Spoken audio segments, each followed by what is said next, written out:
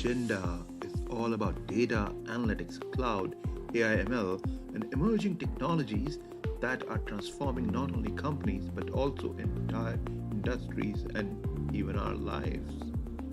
Hi, my name is Piyush Malik, a curious mind who wears and juggles multiple hats as an engineer, a management consultant, practitioner, a builder, a thought leader, entrepreneur, and a C suite executive. I have been in the industry helping organizations realize and navigate the value of data, analytics, applied AI, ML, and emerging technologies. I have created strategies and transformation programs that helps them compete with the digital natives. We all need high quality data that we can trust to do our jobs. But the unfortunate reality is that most data is riddled with errors. Bad data is a brutal killer. It adds time and cost to even the simplest of operations, and it makes it more difficult to make good decisions. About 20% of revenue is wasted by a typical company because of bad data. Further, data is only growing more important, and it is growing exponentially. You can't monetize bad data, and if you think artificial intelligence will cure your ills, wake up, as the machine learning models trained on a bad data set will only yield fake results. Today, let's meet Tom Redman, an author, a data provocateur, and a true thought leader. Many know him as the DataDoc. He shows people and companies how to attack bad data, how to focus the effort, how to measure, how to find it, how to eliminate root causes of errors, how to create good data, and how to build quality throughout the value chain. He has published books and hundreds of articles on these topics in places like Harvard Business Review and Sloan Management, and he teaches this stuff all over the world. I had the good fortune of meeting him over 2 decades ago when I served in the board of the industry body IAIDQ, which is International Association for Information and Data Quality, which incidentally he had co-founded. Let's go and meet Tom. Hey, how you doing? Good? But for the audience who doesn't know you, Dr. Redman, tell us a little bit about yourself. Who is Tom Redman? Well, thank you very much for asking that question and asking me to join you today. And please call me Tom, right? Usually Dr. Redman means I'm in some kind of trouble. And maybe we'll try to cause some here today. But look, my background's pretty simple. I was trained as a statistician off the Bell Labs, right? During the time there, I was trying to figure out how to put more bits through the network. It was a time at Bell Labs where if you saw a thread that you thought might lead somewhere important to telephony, you pulled on it. And I saw several, but the one that led somewhere really was data quality. At the time, AT&T probably produced more data than any company in the world, right? Google wasn't around at that time, and Facebook and so forth. And the specific thread I pulled on had to do with the payment of access charges, which at that time were AT&T's biggest expense, over $20 billion a year, and there was a lot of concern that those charges weren't correct, and we were tasked with figuring out better ways to improve the quality of those charges, and we worked on that and got somewhere, and as a result of that, set up a little lab, a data quality lab, and I love working at AT&T. I left in '96 to set up my company, Data Quality Solutions, and quite frankly, I think I have the best job in the world. I get to do two kinds of things. The first thing I do is I work with companies all over the world, and I try to help them understand their issues and opportunity, mostly in data quality, but also in data science and monetization and so forth, set their strategies. So I work with companies all over the world. I mean, the people who are really trying to make a difference in their companies. And then the other thing I do is I'm sort of like the number one data quality evangelist in the world. And in the course of that, I've built relationships with editors at Harvard Business Review and Sloan Management Review, and all of us in the data space owe them so great a debt for getting stuff, not just by myself, but by others like Tom Davenport and others into the eyes and hearts and minds of a broader business community. Well, that's wonderful to hear. And, the stuff that you're doing with Davenport and HBR, I've been a fan of that as well. And of course, I've read your publications all these years. But you're a lot younger than me. But tell me how and when you got started to be called as the DataDoc, and who was the first person who called you that? Yep. Well, thank you for that. I bet I'm not younger than you, but let's not do that. In public, maybe some other time. But so I work with a number of clients, and at some point, it's working with a particular customer. They may not want to be named, but one of the guys there said, "Wow, you're like a data doctor," right? And he started calling me the data doc. He was kind of teasing me and so forth. And I'm not sure he'd like to be named, but to be honest, immediately I saw that, that was pretty cool, but I resisted putting it on my business card. It was, it just seemed a little too silly or whatever it is. But once I did, people reacted so strongly to it. Yeah. And I've had that title for, I don't know, closer to 25 years than 20. So yeah. I mean, I would always know you as the DataDoc when we first met at the IIDQ board meeting. So, anyways, thank you for responding to that. So, your journey as an influential data leader and an author. Talk a little bit about which was the first publication you published, and then how many have you kept a count of? How many have you published so far? Okay, well, that's a really interesting question. So when I started in this work on data quality on the billing example that I talked about, initially we thought this was going to be a technical problem, right? Maybe there was something screwed up in databases or something like that, and we found out, there were indeed some technical aspects to it, but mostly data quality was a management problem. So mostly it had to do with the way you thought about it, the roles and responsibilities you put in place. Quite frankly, what people fall on the trap of is thinking that data quality means we found and fixed all the errors kind of thing. And so we sort of pointed out that, boy, once you get into that game, you're in for a long, long haul, and why not try to prevent them kind of thing. And so, the technical aspects, they did things like set up control charts and that kind of thing. But the managerial topics were really the hard and interesting one. And so I wrote my first. Now, by the way, remember I was trained as a statistician. Mm-hmm. I at Bell Labs was not in publish or perish, but there was an attitude that if you came up with something, something good, you ought to subject it to the withering scrutiny, of your friends kind of thing, right? And so the first article I wrote was on that experience. I sent it off to Sloan Management Review, and doing that really changed my life. A couple of weeks later, I got a call from a woman named Sarah Cliff, and I remember the story this way. She recounts, she doesn't think she'd ever be this unkind, but I recall her saying, Tom, it's there's some really interesting ideas in this paper. It's a shame you can't write. Okay. But then what she did was she gave me little doses of things that I could do to become a better writer.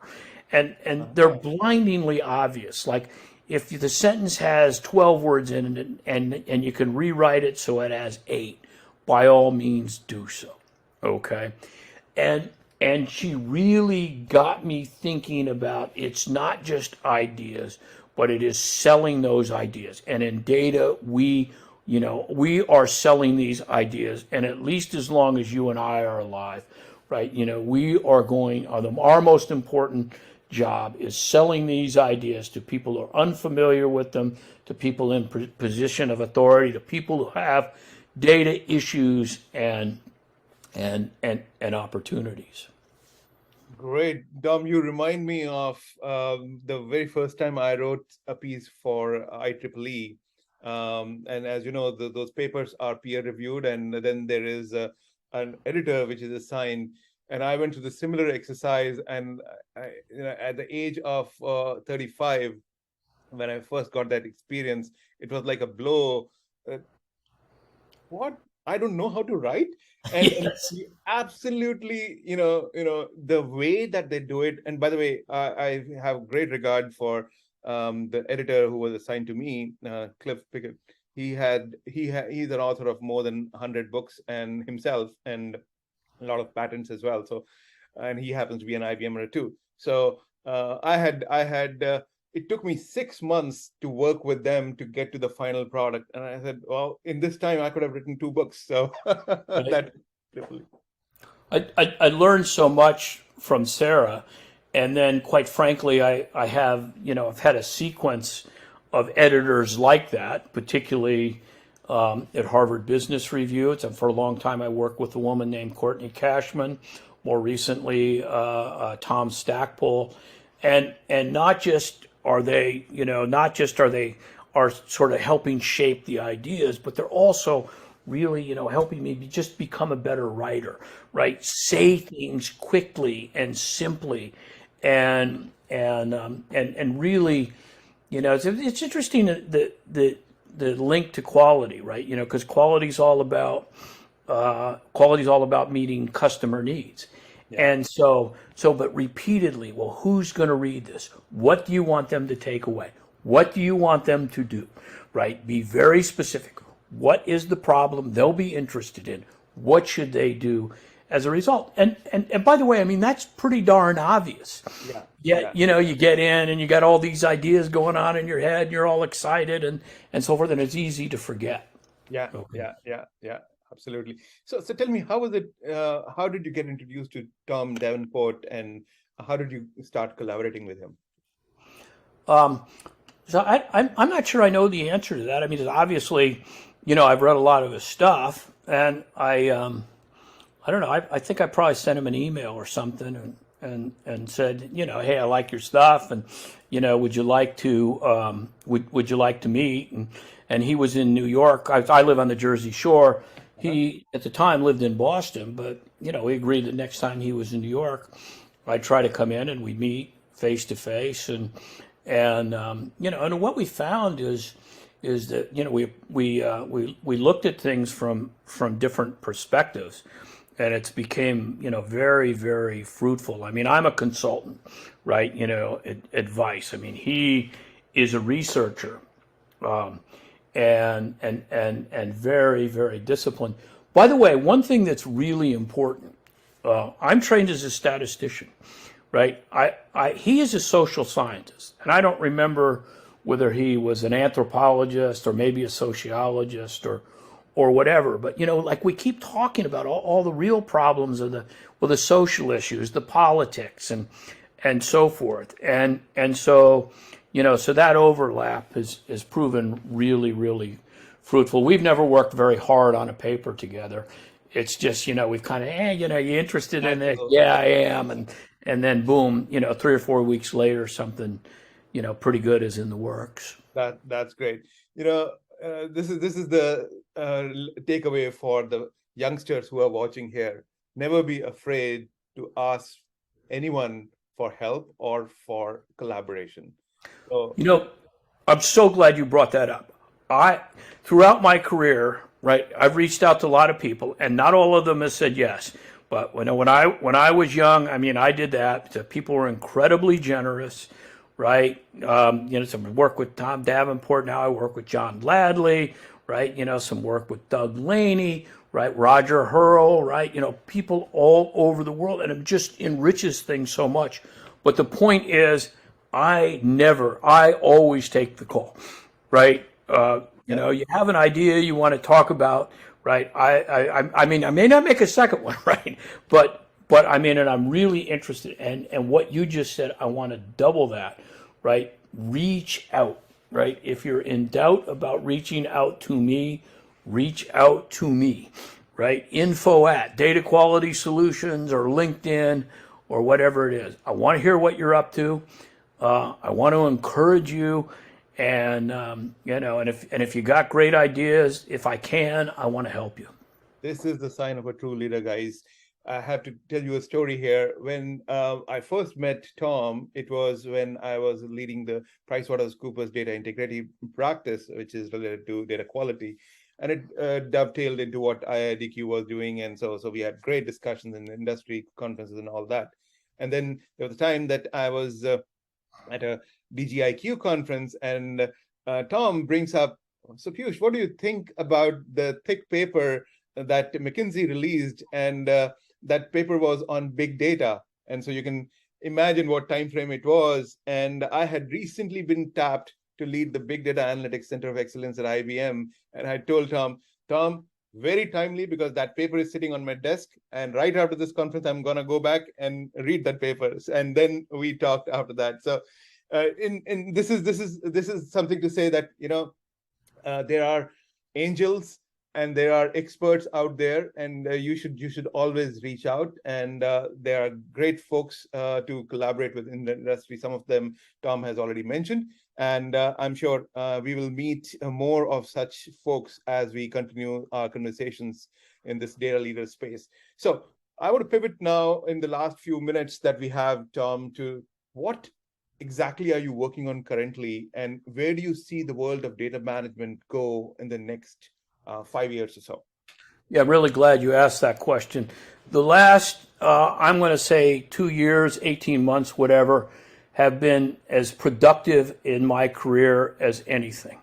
And in some respects, maybe a bunch of things just came together during the pandemic. I had some study groups coming, but the first thing that I really hit on, and in retrospect it is blindingly obvious, but I use the term regular people to be those who do not have data in their title, right? And what became immediately clear was we can't do anything in data without regular people, right? You can't do a data science project without understanding the problem. You can't do a data science project without understanding the data. You can't do a data science project without understanding the context. And if you're lucky enough to come up with something, you can't do you can't complete the project without involving them in the solution. Okay, in data quality, right? We people create data. People are customers of data.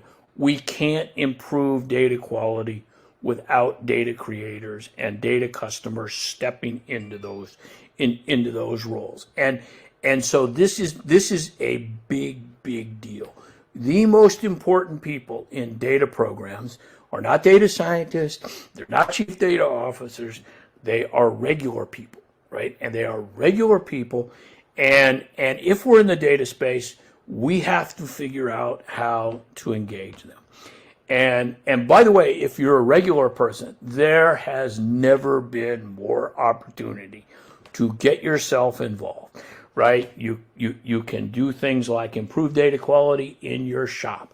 You can lead small data quality improvement projects.